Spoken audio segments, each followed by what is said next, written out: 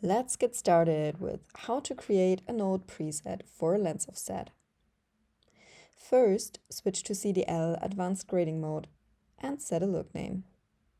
It will later appear in your list view of all node presets.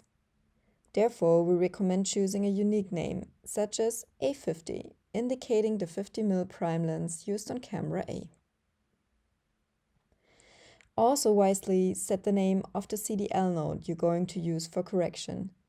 Why?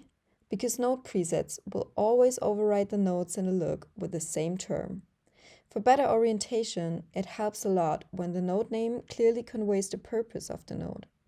So let's keep it straightforward and label it as lens correction. Continue with all needed color corrections. Then enter all relevant metadata such as lens model and focal length in the current slot.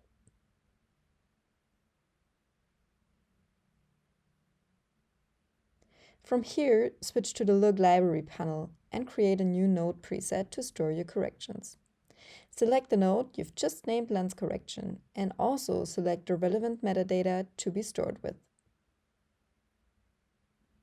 The new node preset appears now in the collection view within the Look library and automatically adopts the look name A50 you set in the very beginning.